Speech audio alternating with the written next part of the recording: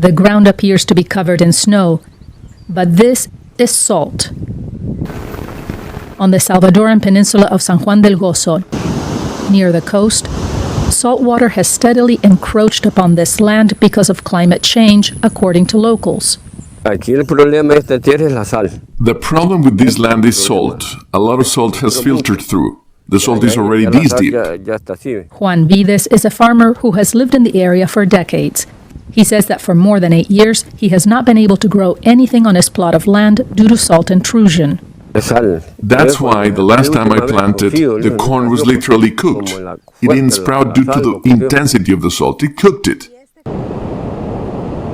Here, salt water from the sea has both entered the subsoil of coastal areas and is mixing with freshwater aquifers.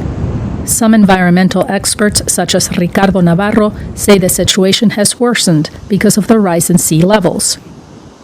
As sea level have risen, saltwater intrusion has moved further inland. Where people used to be able to dig a well and get fresh water, they may now find brackish water. Some residents report that their well water is now saltier. Of all the wells the families had, there are only 8 that can still be used for human consumption. The water in the other wells is very salty. There are no desalination plants or other ways to improve water quality in the area. Residents claim they have no government or private support. Some farmers are looking for solutions.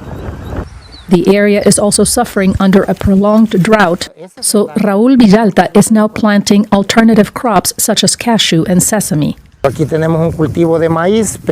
we have a corn crop, but at the same time we have an agroforestry crop. Amid the corn, we planted cashews. The corn was lost, but the cashew crop remains. And thank God, cashews are quite resistant to drought.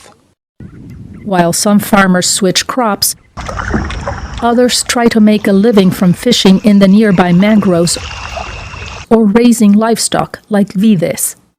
Nowadays, with the small amount of cattle that I have there, that's my job. That's how I survive. And Navarro says there are also ways to fight back against the rising sea levels.